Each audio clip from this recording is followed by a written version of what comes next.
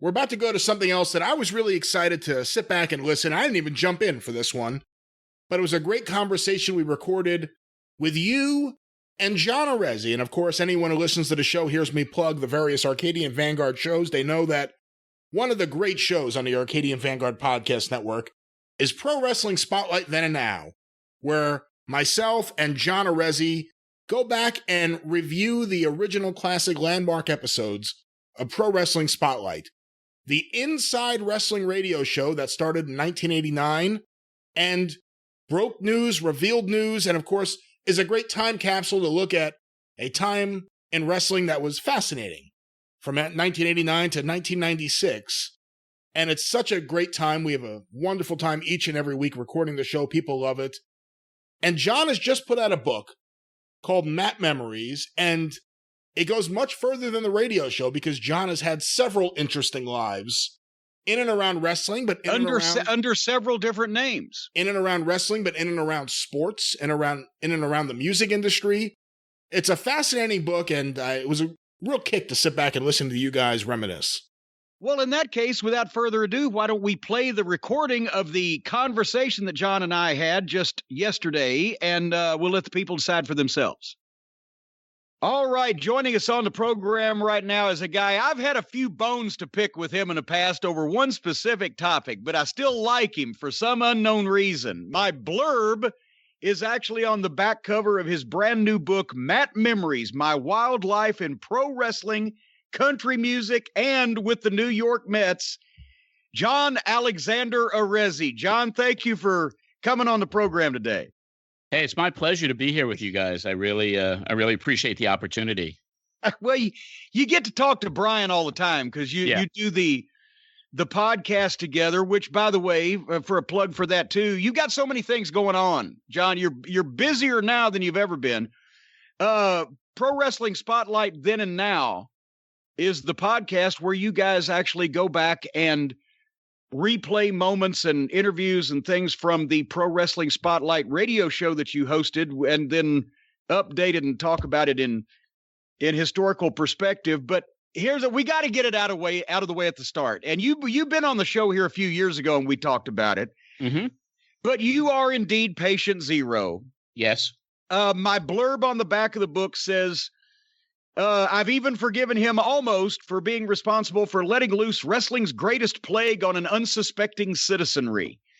You are the man, unwittingly, however, which is the only reason there was no malignancy. There was no malice aforethought in your actions, but unwittingly, you got Vince Russo in the wrestling business. Through your fan club president. Through my fan club president. I know we've got a bunch of new listeners, and people now are going, what, are they all on fucking drugs? But we established the last time you were on the program, and it's written in your book that Vince Russo was the, average Joe Putz owner of a video store that liked wrestling, and you got him to be a sponsor of your radio program, which led to him getting an entree in wrestling, which led to you actually holding historical place as the first person in wrestling that Vince Russo lied to, fucked around, and screwed over. But the way that you were alerted to his presence and existence in the world was through Andrew Goldberger, who at the time was my 14-year-old Jim Cornette fan club president for like 6 months. He had written me a letter saying, "Can I be your fan club president?" Okay. And one of the first things he does to try to support the wrestling industry is go out and find you some sponsors. And one of them happens to be Vince Russo. And here we go. And your thoughts on this 35 years later or whatever. Yeah. Andrew Goldberger, who also is the youngest person, I believe, ever sued by Herb Abrams for libel. Tell that story. That's in the book. With his little newsletter, Herb had bounced a lot of checks. These are all topics we're covering right now on Pro Wrestling Spotlight Then and Now. But yeah, Andrew wrote in his little Around the Ring newsletter that Herb was bouncing some checks, and Herb decided to sue a little 14-year-old kid. And unfortunately for Herb, he didn't get anywhere with it, and Andrew was right and vindicated. But Andrew was a listener, just a kind of a nerdy kid on Long Island. There was something about him. He was an intelligent kid, but I guess he used to like to take walks after school or going home from school, and he passed this video store, Will the Thrill Video, and walked in. There were a bunch of wrestling videotapes in there, and he spoke to the proprietor, one Vince Russo. And then he connected with me, and he said, this guy has a lot of wrestling stuff in the store, and he would be a good potential advertiser for you. So I reached out to Russo, set an appointment up, and before too long, he started advertising on my show in the summer of 1991. And then, he was very aggressive. He really had some aspirations of wanting to do other things, since his video stores were starting to tank because of the Blockbuster coming into prominence and wiping out all the mom and pops. So he kind of convinced me that he would be a good partner. Wanted to start a newsletter up. He said he had a journalism degree.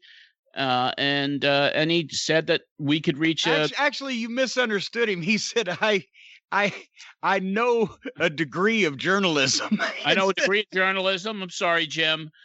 Yes, that's exactly what it was. I had a gut feeling that there was something about him that I just didn't feel right about. But at that time, I was looking to grow the show, and he was promising all of these opportunities. Let's get this show to a bigger station, and brokered a deal in New York City for a tremendous amount of money to move the show over. And then we started the newsletter. And on the first issue, on the back page, he said Pro Wrestling Spotlight moving to WEVD, co-hosted by John Arezzi and Vince Russo, which he never talked to me about. So that, it was kind of an uneasy relationship from day one. And I saw how aggressive he was. And then, as we got into this thing, and of course we're knee deep. I like the way you say aggressive. We say pushy. We say pushy down south here. Well, he was a bit of both. He was definitely that way. And it really started off tenuously right from the start. And especially when we went to New York City and the scandals were breaking, and he had just a different vision. He wanted to do entertainment. He didn't want to do the hard news. I mean, so we were butting heads from the beginning. And I think it's fair to say that we have so many, as I'm reminded constantly by the people that ask questions that we cover all the time, so many younger listeners or newer fans or whatever. Your radio show at the time was groundbreaking because you were right on top of it being in New York. You're right on top of Stamford, and that's when the steroid scandal and the trials were going on, and you were reporting on what were about to go on, the investigations, et cetera, et cetera. Yeah. All the Donahue and everything. And you were reporting on that in a legitimate fashion, and Vinny Rue wanted to do the newsletter with his degree of journalism, where it was like the Raw magazine that our articles that he would write later on, where every word that ended in S had to end in Z, and he had exclamation points galore and pow, sock, bam, Batman sound effect type writing for wrestling. Right. And you're trying to do news on the biggest promoter in the country getting indicted for steroids, etc. So it was not meshing. No, not at all. And then when he started contacting the WWF behind my back, that was the end. I mean, it only lasted 3 months, really. By the time we started the partnership, the time it ended, which was mid-March of 1992. I have to say that I might be the smartest person ever, because my partnership or relationship, my involvement was only 3 months, really. Yeah, you got out quick. All he was able to do in that time was sell you that he was going to be a great sponsor and backer, move you to a more expensive radio show, muscle his way onto the show as a co-host, and then tell you that he was financially embarrassed and didn't really have any money to pay for any of this shit. That's all he managed to do, and went behind your back to try to get a favor with the WWF and later a job to cut your nuts off on the radio show. Yeah. That's all he was able to do. But anyway, let's move on. Yeah, we want everybody's blood pressure to remain normal. John, you were like all of us. You're like me, Brian, a bunch of us that got into business and a bunch more that didn't. You were a fan of wrestling as a kid, and the Northeast was your territory, and you got a chance to go from a fairly early age to Madison Square Garden and see, the early 70s WWF and the Bruno and Pedro and etc. And not only that, but still have some of your 8mm films of that, which are so cool because we get to see so little of that era. But what was it like being a fan in the early 70s in New York in Madison Square Garden? It was electric. They had that age restriction, so you had to be 14 to get in. First of all, I attempted to get in 1967 when I was 10 to see Bruno versus Gorilla Monsoon, and my dad took me and we couldn't get in. And that was heartbreaking. But once I turned 14, I got in. And of course, I was a fan watching. And it was electric because not only did you have these incredible ethnic crowds that were always worked up into a frenzy. And I came in, my first show at the Garden was August 30th, 1971 for Pedro Morales against Stan Stasiak. And I was just mesmerized by the amount of passion and frenzy and almost near riots all the time when Morales was in there and getting beat on and before he would stage a comeback and the crowd would erupt. But that first show I went to, it was actually the only time he ever lost at Madison Square Garden. It was due to blood against Stasiak. And I thought the crowd was going to, storm the ring, and they didn't have the barricades or anything around it. But it drew me in. And not only that, but I had been, like yourself, I'd read all the magazines from the 60s on. I mean, I bought my first magazine in 1967, but I followed it. And then at the Garden, you'd be able to see, like that first show, the Kangaroos were there, who I'd only read about. The Funks were there, Dory Sr. and Terry. It was just an amazing time. See, that's so cool, you asshole. Getting to actually having said you got to see Dory Funk Sr. live. You call me an asshole. Because, well, I mean, God dang it. Yeah. But think about this, because especially by that point in time, outside of West Texas, Dory didn't travel that much, but because, he was an integral promoter and part of the NWA. And at the time, Vince Sr., that was when they had, even if they weren't NWA members at that point in time, he was doing business with Eddie Graham. He was doing business with the Funks, et cetera. There was an element of cooperation, and you got to see stars like that in the Garden, even if they didn't work the rest of the territory. Absolutely. And I'm really blessed to have Dory Sr. on film. Against Victor Rivera, I believe it was. I saw that on one of your tweets, I believe. Yeah, just amazing stuff. And, not only him, but then you had Gordman and Goliath come in from L.A. There were always these things. And Mil Mascaras comes in as the very first masked wrestler allowed at Madison Square Garden. And there were always these kind of surprises, out-of-territory surprises. You get to see Vern Gagne come in. And then, of course, when Andre made his debut in 73, it was just magic. And Morales, I mean, every single show, he'd get beaten within an inch of his life and then stage the comeback. And it was very difficult to be there without being pushed around. I mean, the crowd would just surge like every month. I mean, it was just amazing to be able to see. I've always heard the stories that the reason finally why they decided to Morales drew in Madison Square Garden as good as anybody ever. But maybe Bruno might have been stronger in a lot of the rest of the territory. Yeah. But also there was the problem with having riots or, the heels getting cut. It was against Morales in Boston when Blackjack Mulligan that guy stabbed him at 100 and not stabbed him, slashed him like 140 something stitches. Yeah, that was in 71 as well. That was early on in Morales's reign. Yeah, Blackjack got stabbed. Yeah. So they finally, I think I've always heard one of the considerations was taking the belt off of Pedro was that we're going to have trouble. Somebody's going to get bad hurt. We're going to have riots. We need to get Bruno back.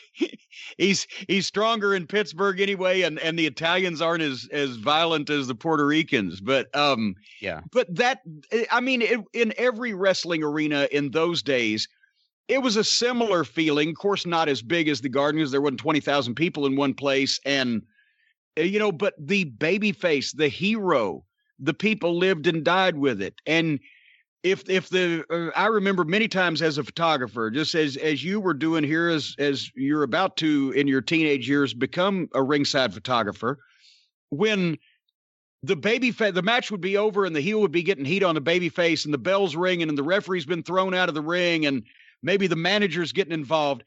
As one of the photographers, automatically, boom, you're up by the ring and you can't leave because everybody's surrounding the ring and the ushers are jammed with their backs to the apron, trying to hold the people back, and the cops are trying to hold the people back. And one night I was at the Louisville Gardens trying to get some pictures of the heat going on while all the shit was going on over the top of me.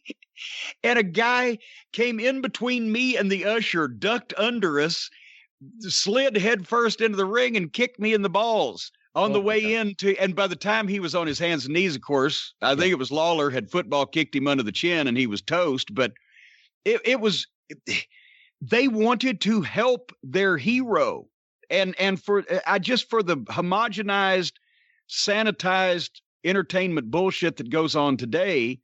And the people say, wow, look at how the crowd's reacting. Yeah, they're politely applauding compared to this shit. This shit was a full-fledged street fight. Yeah, this stuff was real. I mean, I covered when I became a ringside photographer, and I went to college in Boston, so I'd go to all the Boston Garden shows.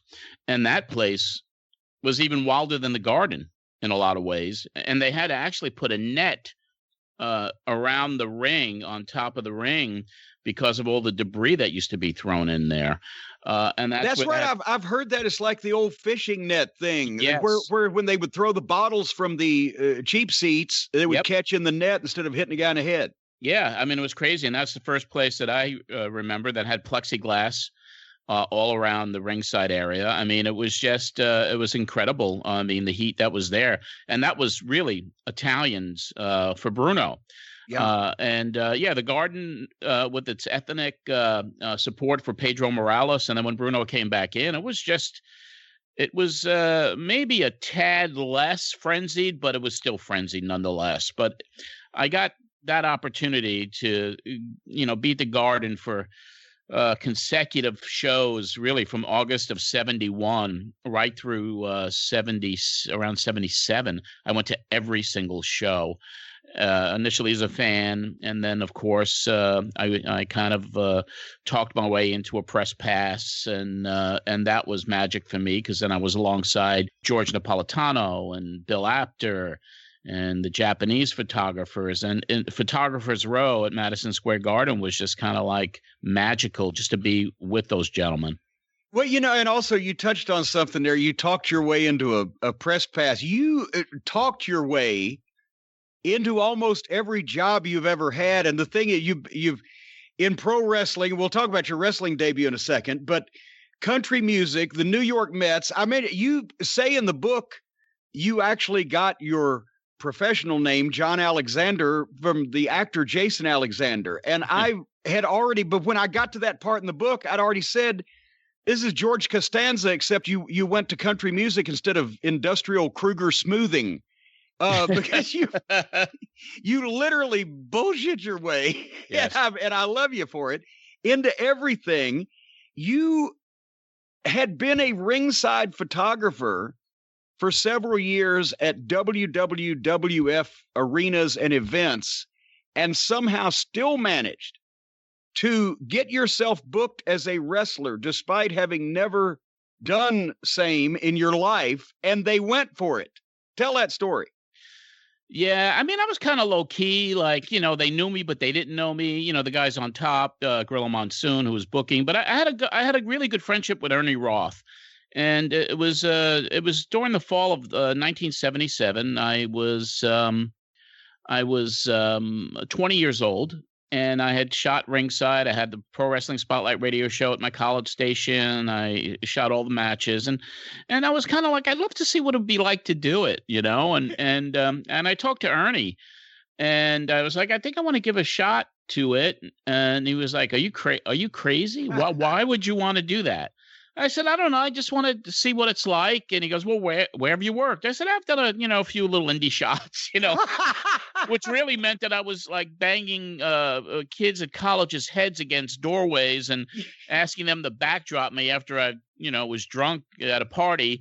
And I said, why don't you just let me, backdrop me? So that was my experience. It was just messing around, and I promoted. I put on this crazy college TV wrestling show. It would be similar to what goes on today, outlaw mud shows. But it was, and it never aired on the college station because we kind of destroyed the studio.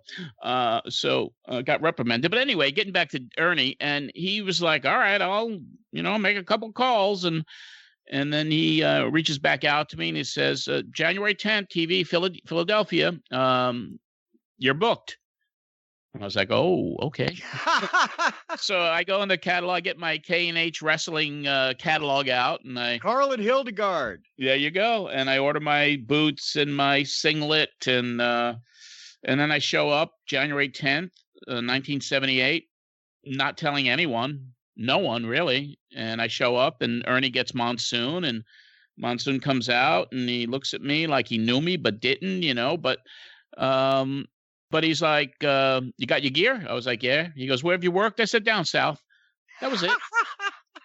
That's it. See, that's what was funny, because, I mean, this is not the first time, or that was not the first time that somebody has bluffed their way into wrestling on some level.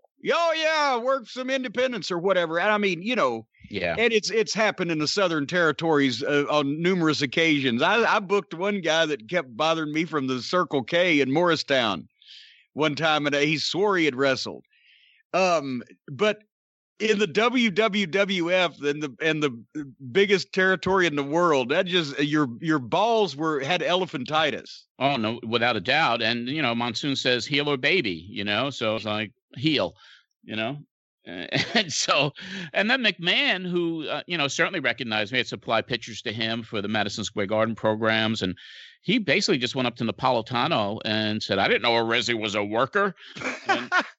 And one of the pictures in your book is you in your warm-up jacket walking to the ring with Vince McMahon at the Junior at the commentary table with a very disturbed look on his face. Oh yeah, he wasn't happy. So and George told Vince, I didn't know he was a worker either. So anyway, I mean, I didn't even know what to do, Jim. I was like, all right, what's next? Because I was always in the back, not in the actual dressing room, but taking pictures of the guys and all of that. And then because most of the times in those days, by the way, even the official photographers, maybe Apter was different, but most of the official photographers in territories didn't go all the way in the locker room. There was a holding area, or in some places in all the buildings where you could go, where you were away from the people, but you still weren't in the inner sanctum. No, you were not ever in the dressing room, the actual dressing room. And I think that was for George and Bill too. I mean, from my experiences, they just were in the hallways, and then we'd ask guys to come out and we'd take pictures, pose pictures, whatever.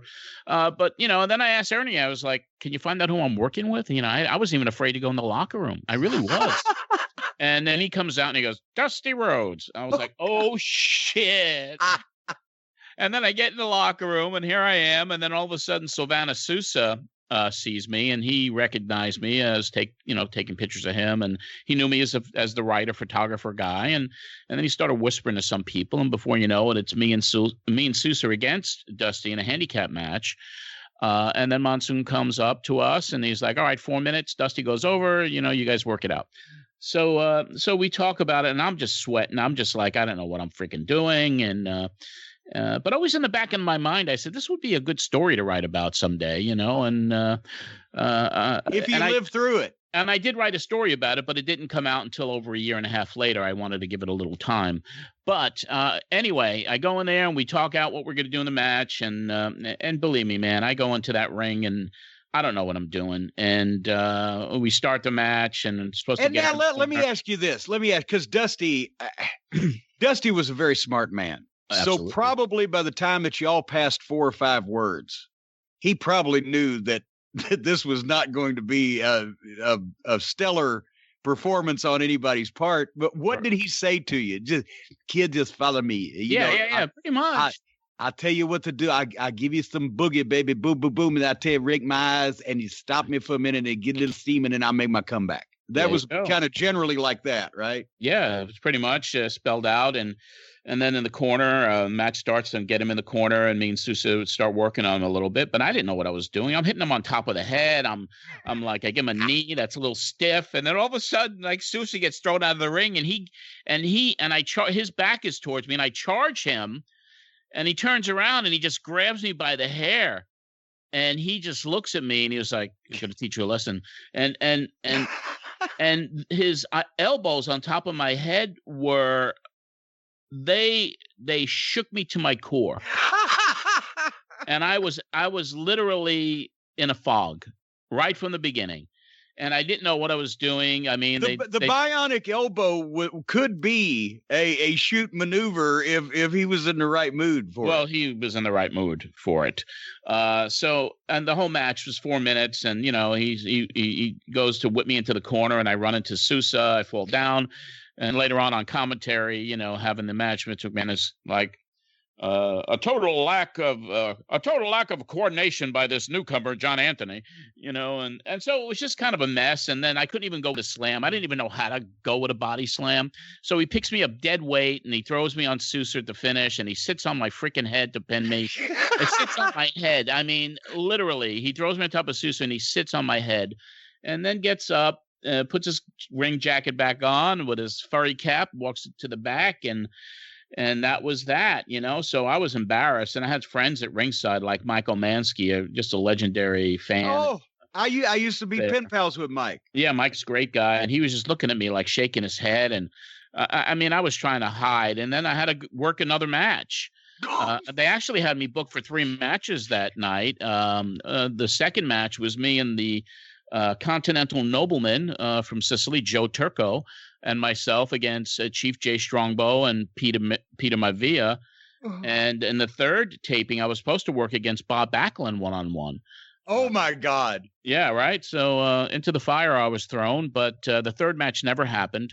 I guess everyone knew in the back that I didn't know what I was doing. So in the second match, I was told, when we were told what was going on, it would be like 8 minutes. It was the opening match. I was not allowed to get into the ring. I had to stay outside of the ring. And the whole match was Joe Turco attempting to tag me. And it was like a comedy match, really. It was like I'd get close to Turco, I couldn't tag him, and then Strongbow would chop me, and Maivia would chop me.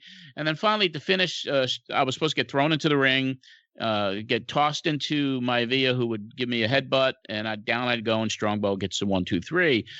So I that's what happened. I got flung in over the top rope, and I think I did okay with that. And then I went into the corner and headbutt. Down I go, 1, 2, 3, boom, and that was it. I get into the back. Monsoon goes, "You're done for the night." And I get my payday of $90, and that was it. But it was kind of embarrassing. But I kind of jobbed my way out of my job, because then in February, I go back to Madison Square Garden to shoot a very historic night. It's Bob Backlund winning the title from Billy Graham. And I'm there at ringside getting set up with George and Bill and the rest of the guys. And Mel Phillips comes out and grabs me, and he takes me. He goes, "You got to come to the back." Because in the program that night was a picture of me that George took against Strongbow, and it's in the Madison Square Garden program. So Mel comes and gets me, and they come and they say, "You can't shoot anymore. I mean, you were on our TV this week. You can't shoot at ringside," and that was the end of it. Your one appearance as a wrestler iggies you out of the photography job. Yeah, that's exactly what happened. Well, and actually, I can feel for you there too, because that the same thing happened to me when I became a manager. Obviously, if that had not worked out, I wouldn't be able to turn around and go back to ringside. So I was kind of like, well, I guess this thing needs to go somewhere. Yes. But eventually, eventually you found more of a calling in wrestling as a promoter, including revolutionizing, or that may not be the right word, innovating, bringing to fruition what now is the modern fan fest.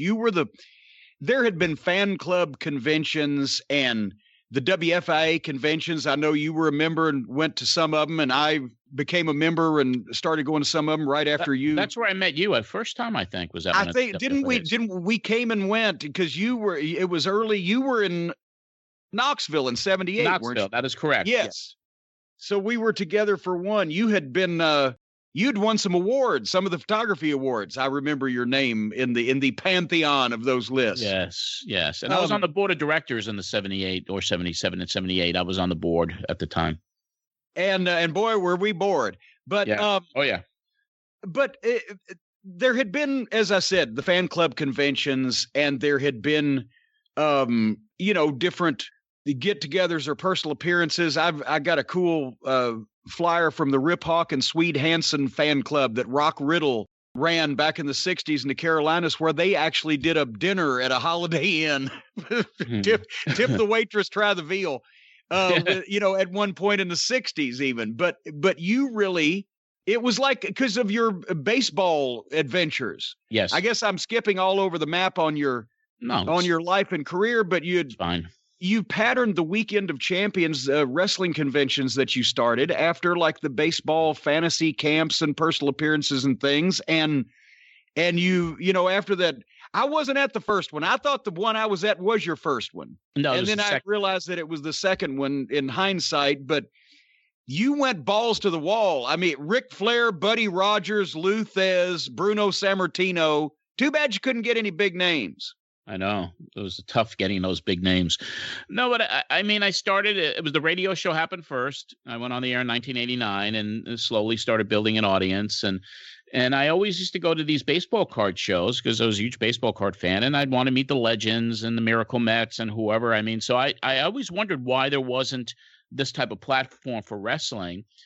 And then I just decided, why not? Let's see if this would work. And it did. I mean, those conventions were magical in and upon themselves, and the amount of talent that was booked over the course of the 4-year annual run that I did, Weekend of Champions. I mean, it was a who's who at the time. When you have Ric Flair doing his very first one, and he was very trepidatious about it. He was I didn't even think he was going to show up when I booked him in 91 because he was just going to the WWF at the time as well. And he was the only one that didn't sign a contract for that convention out of all the performers. And then I had a conversation with him a week before, and he goes, "I'm a man of my word. I'm going to be there." But he was very uncomfortable about it until he got there, and then he had a really good time. But the Buddy Rogers, he didn't know what the hell it was, and so I mean those guys. And then later on, Jushin Liger, and then the original Sheik, the one and only convention he ever did was in 1993, and so I mean I did it. Almost as a fan myself. Who would I want to see if I was a fan going to something like this? And I always had a good headliner or a good angle. The first one was Sting because he just won the NWA World title from Flair. Second one was obviously Flair and all the other legends. And the third one was the reunion with Bruno and Zbyszko.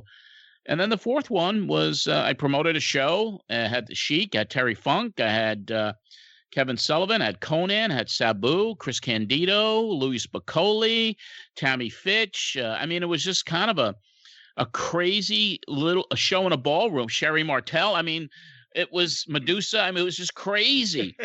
And it was a really interesting run for me. And hey, I remember with the one I was there, Sherry was working for the WWF at the time, but she snuck in, dressed down and with a baseball cap on to visit the boys and just, hang out. But I'll tell you what sold me, besides the fact that as a fan, and, I wish everybody had a camera in their pocket, back then like they do now. And also I wish I was older then. I didn't want to be so much of a mark, even though I was still obviously a mark. And I didn't ask everybody for autographs or pictures or everything that I should have. But, just coming down to the hotel lobby at 2:00 in the morning to get changed for the Coke machine and seeing Buddy Rogers and Ric Flair both at the payphone drunk calling people was worth the price of admission alone, because it was two different generations of Nature Boys doing the same fucking thing. But what also sold me on the conventions was the dealer's room. I had been to comic conventions and flea markets and comic, things like that, because I was a comic book collector from the time I was a kid, but I had never experienced anything like that devoted entirely to wrestling. And because it was the New York area, all those old fans, this was 1990. They had stuff that was 30 years old that they had picked up when they were kids, and they're coming, boom. You remember Big Andy Varga? Yes. Yes. I got all kinds of, point is, because you booked me there for the Saturday and Sunday convention, I was allowed to go into the room and sit down an hour early. And by the time the doors opened to the general public, I had spent almost twice as much as you paid me to be there that weekend. Yeah. And had a ball. You were having fun. I still have all that shit. You were having fun. And that was kind of the thing for me. I mean, to see the performers and see the personalities having fun at these things. And everybody had a good time. And I mean, you could think back, and the only regret I have from it as a promoter is that I never got a chance to take a picture with the original Sheik, and I never really communicated with him, because I mean, that suspension of disbelief, for whatever reason, I wanted to maintain. Yeah. I wanted to maintain it, and I Sullivan set up the appearance, and then Sheik is there with Joyce, and I give her the payday, and I didn't even talk to the man. And that was, to me, a regret, because I would have loved to have had a photo of me and the Sheik. That would have been really, really cool. And he was in character literally the whole time, except for a wink here or there. And there was one very famous recollection of him taking out the machete and chasing people around the lobby of the hotel. So you can imagine what people who were staying there, who are not affiliated with the wrestling convention, must have thought when this guy with a turban starts chasing people. Hit a big sword. Hey, I know exactly. Hey, I had to have Kevin Sullivan introduce me to the Sheik. It seemed like Kevin was Sheik's PR guy, but when he came in for Crockett, we've told the story in Detroit at the Cobo in '88 for the Bash. But in the locker room, I didn't just go up to him, because I've been in the business for 6 years at that time, and longer if you count the photography years. I'm a main event talent for Crockett Promotions, et cetera, et cetera. I didn't know whether he was going to fucking slice me if I went up to him and spoke to him and expected, right? But Kevin had told me that Sheik liked the promos. I had taken some of my promo time on TV because they didn't have him speak, right? So I had taken some of the local promo time to cut a promo on how much I was looking forward to seeing the Sheik's match, right? And Kevin said, "Oh, Jimmy, he loved those." I said, can you introduce me? So he introduced me. And then, oh God, a couple years later, after I'd left WCW, I was at an independent show somewhere, and Sheik was there. And since I'd already broken the ice and I knew he wouldn't cut me, I had a picture taken of me and him, me with the racket, and him with the United States heavyweight title belt. And that was cool. But I still didn't get too close, just in case. Yeah. Well, we've talked about some of your other careers that you bluffed your way into, young man. But you really did work for the New York Mets system. The George Costanza, comparison is valid. And also, as you detail in the book, you were the first manager, or at least an early manager of Patty Loveless, unfortunately, before she was worth millions and millions of dollars. But you spent a lot of time in the music industry, and then, kind of rediscovered. Did you rediscover wrestling, or did wrestling rediscover you first? Wrestling. Which was it? They people because you had been out of wrestling and away from that social circle for a while. I was gone for the entire decade of the 80s, really, until 89, literally. Well, and then you were gone again for a while. Yeah, I was gone again for 20-something years after, I had been burnt out. You only pop up like a locust, John. Pretty much, yeah. I mean, my whole roller coaster and in and out of wrestling has been a really interesting. Every story is interesting about it. But I mean, in 1981, when I was working for the Mets, and then I went into a club one night and met Patty, which changed the entire direction of my life, because if I didn't walk into the club that night, I might still be working for the New York Mets. That was my passion. That was my dream. And then working with her in the 80s. And then, after, we parted ways in mid 94. And then when she told me that she'd gotten her deal with MCA, and I moved back to New York and I started a management company. And that lasted literally from 85 through 88, beginning of 89.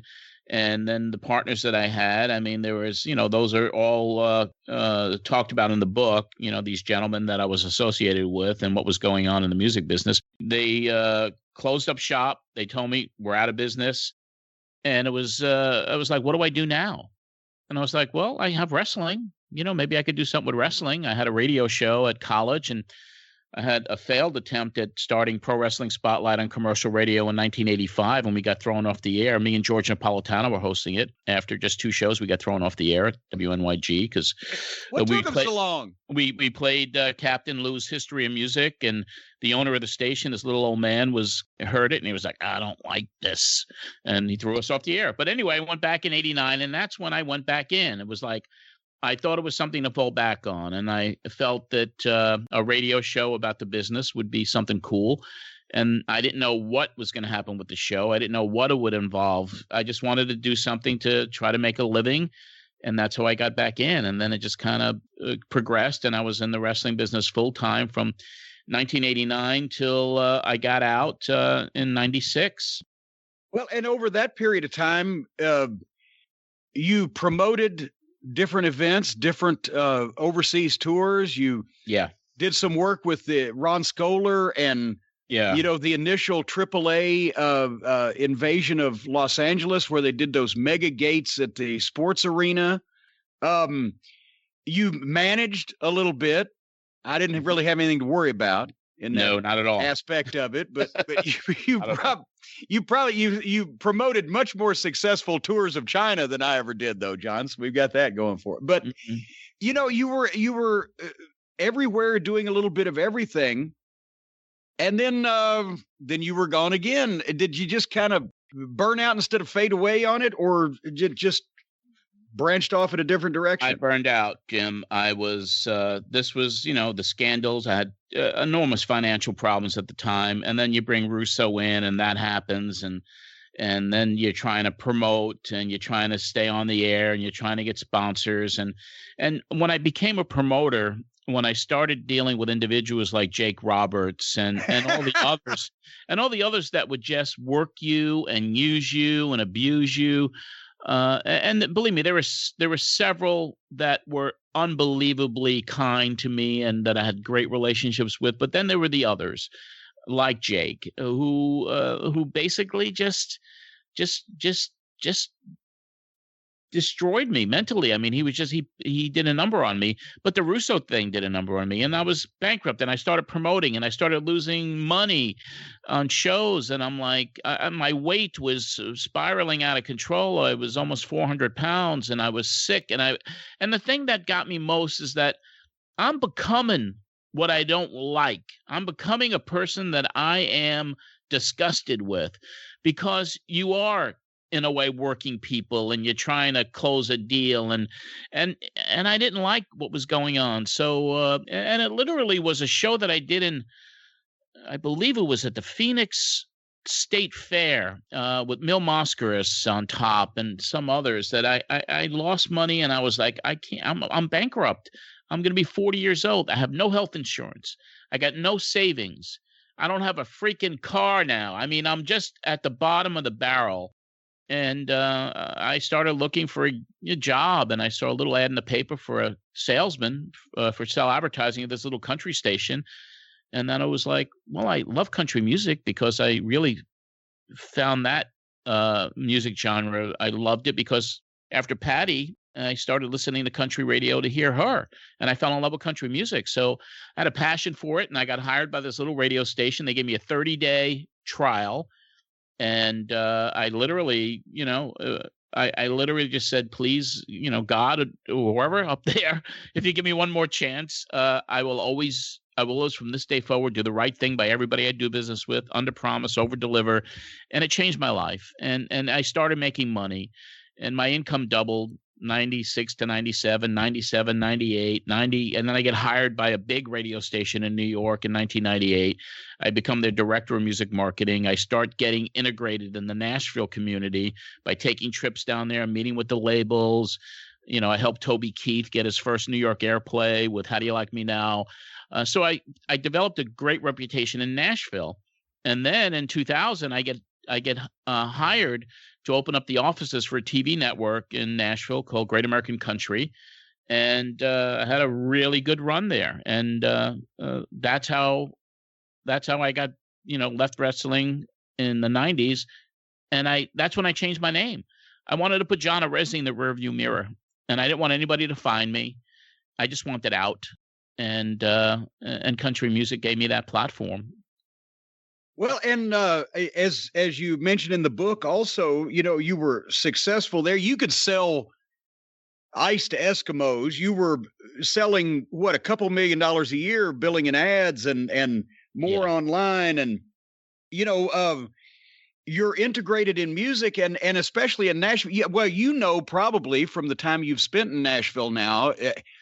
I don't know if I guess music and country music is like wrestling now. Maybe a lot of people have lost the connection with the older generation. But in the 50s, 60s, and 70s, Nashville, the country music artists and the wrestlers, in a lot of cases, traveled in the same social circles because there was no pro sports then. They were the only celebrities in town. And there was a newspaper clipping that was retweeted here recently where Webb Pierce, the country music singer, got thrown in jail. I think alcohol was involved and a fight with his girlfriend, who turned out to be Cora Combs, who came and bailed him out. And everybody knew Cora Combs because she was one of the top women wrestlers. And Jerry Jarrett lived next door over in Hendersonville, next door to Bobby Bear, and Lawler's house was across from Johnny Cash's, across Old Hickory Lake, and they knew each other. Is there any semblance now of wrestling fans in country music, or has that been lost in Nashville over time? I think that's been lost in Nashville over time, but you bring up a good point with back in the day when the wrestling community and the country music community were kind of embraced, because there was an agency there, and you'll know the agency, the Buddy Lee Attractions. Yeah, Buddy Lee. Yeah, who was a huge, probably the largest talent booker for country music for live performances, as well as wrestling, because they were. But before, for the listeners who don't know Buddy Lee, but before that, he was one of the biggest girl wrestling bookers because he was with Moolah. Yes, exactly. And then he switched to country music and became a huge name in that world. And like I said, there was tons of Bobby Bear played a concert under a tent for free in Jerry Jarrett's backyard for his housewarming when he opened that big place up in 18,000 square foot mansion in Hendersonville in 82. It was surreal. Yeah. But you have spent a bunch of time in Nashville and being around the music business, but also one more stab at wrestling in Nashville. When TNA opened up, there was once again a wrestling promotion based in Nashville, and Dixie Carter had not a brief flirtation. I don't want to get that started. You had brief interaction with TNA as a result of, was it Dixie's connection to PR and PR? She was a very high profile Nashville publicist, and then she started TNA. And I always had a policy in Nashville, and I do to this day: open door. I'll meet with anybody. And I get the receptionist calls my office and said, "There's a woman named Dixie Carter on the phone, and she wants to talk to you." And I didn't know Dixie, so she wanted to take a meeting with me with Jeff Jarrett to talk about placing her TV show, TNA, Total Impact Wrestling, on GAC, Country, Great American Country. So I take a meeting, and I'm John Alexander. I'm not John Arezzi, and I kept that kayfabe from them. But they were fascinated. So they didn't actually know who you were when they were talking to you in relation to the wrestling. Not like you're a goddamn, well, you know who I am, but that you had a wrestling background. Well, Jarrett was looking at me kind of cockeyed. I mean, he was so close to Russo at the time too, that I'm like, and she was like, you have so much passion about wrestling. I mean, you know so much about it. I said, yeah, I've been a fan all my life. I love wrestling. So the powers that be didn't want the show on the air. And at that time, they just signed a deal with the Grand Ole Opry to air their broadcast. And they didn't see a fit as to bring pro wrestling on, even though Toby Keith's name was battered around quite a bit because he was involved in the very, very beginning. But that didn't happen. But Dixie just developed a friendship with me. So she would invite me to all the local shows, and I'd take my nephew to some of them who was living in Nashville at the time. So my nephew Dominic got to meet all the stars at TNA, and it was really kind of a interesting time. And I never, it was just so total kayfabe. And then ironically, I was on an airplane. I was going down to shoot a commercial with Craig Morgan, the country star, and Bush's Beans.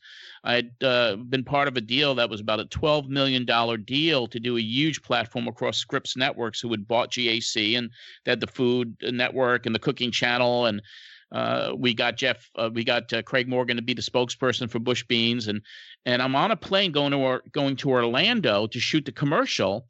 And on the plane is Dixie Carter, and she sees me. Oh my God, John, how are you? I was like, what are you doing? I'm going down to Orlando to shoot. I'm going to Universal Studios to shoot a commercial with Craig Morgan. And she goes, well, that's where I'm going. We're doing a pay-per-view. And her lot for TNA was directly next door to the lot that I was working the TV commercial. I was there, right? Yes. I guess that's where we saw each other for the first time in 17 years or whatever it was. And she invited me to the show, and I'm like, went backstage, and I'm like, holy shit, what do I do? And because I know Russo was there at the time, but Mick Foley was there, Sting was there, there was just like, and I really had a struggle. I was like, should I?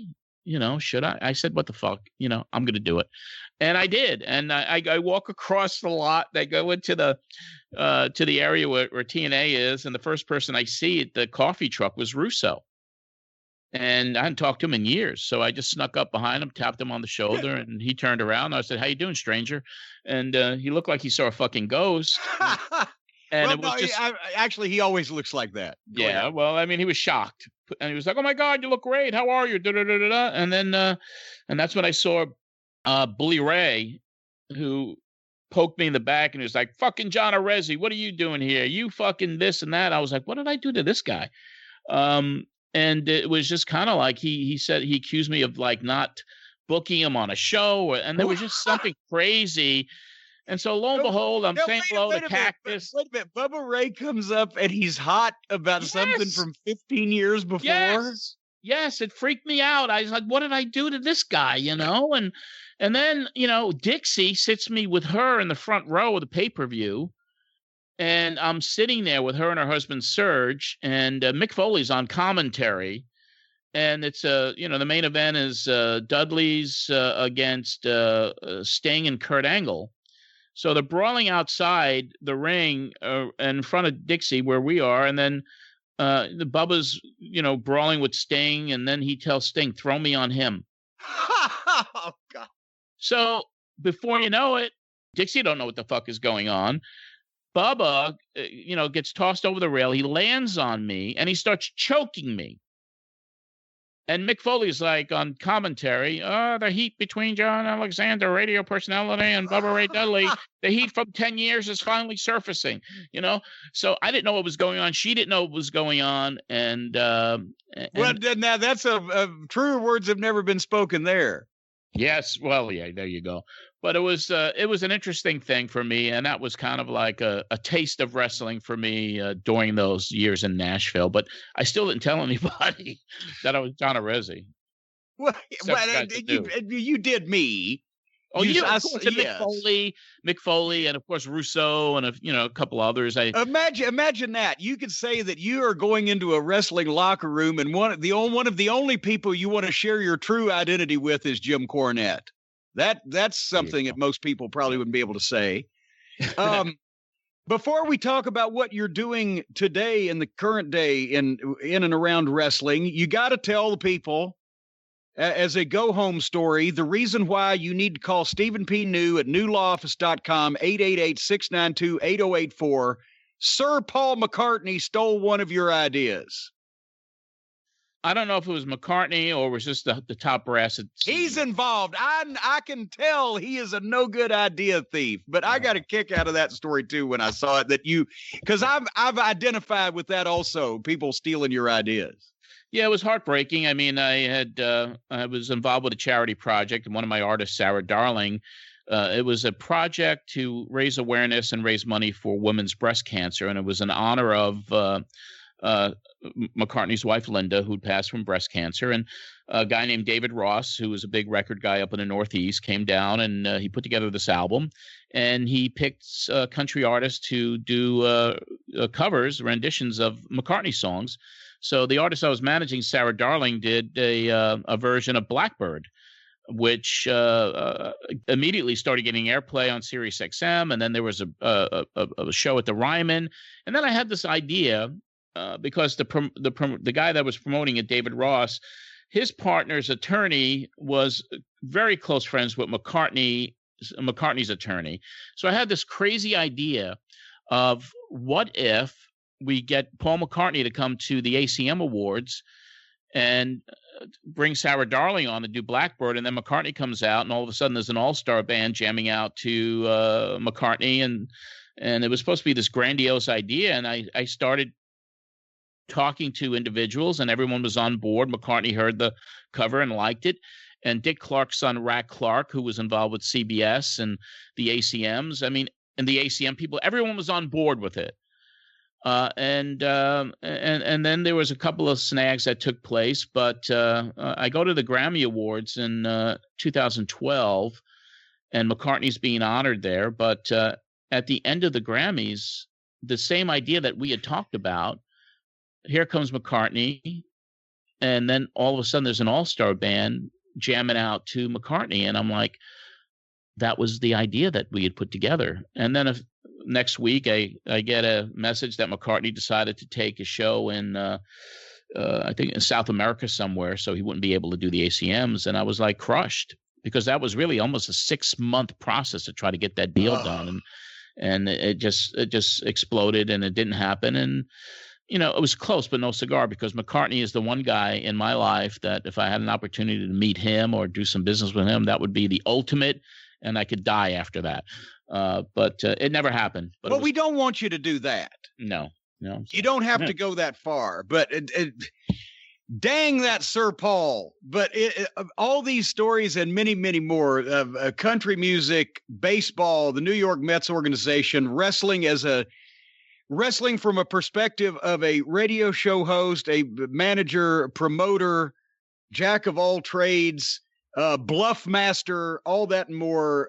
Matt Memories is the book by John Arezzi. It's on ECW Press. You can buy it wherever people buy books these days, if they do indeed buy books. They need to buy more of them. That's why the population is being dumbed down. But what else are you doing? I know you got Brian's ear at least once a week or so with the podcast. I've been seeing you tweeting. You've been converting some of your classic 8mm film footage of the garden and et cetera that you shot. You've got all kinds of projects going on. What's the main parts? Well, the main part is the book right now. Of course, April the 6th is the official release date, but it is out. It's being shipped by Amazon. Oh, so I was special. Yes. I got one before the average American bear can. That is correct. Okay. But that's the main thing. I mean, Matt Memories, and if anybody wants a signed and numbered autograph copy, they could email me at john@mattmemories.com. But the book is part of it. And Jim, I mean, I don't know what's next for me. I mean, I am back in wrestling. It is something, I don't know what the future holds. I mean, there's some talk now because I literally documented everything in my entire life.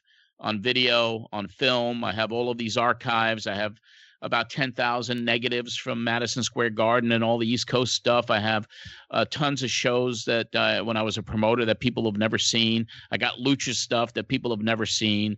All of these archives. And then there's been some talk. A couple of people have reached out to me. And because of this crazy life that I've led and these different personalities in country music, baseball, wrestling, that they think there's a potential documentary on the things that I have done in my life. And I have documented everything. So, I mean, that could be something that comes next. I don't know. I mean, I'm 64 years old.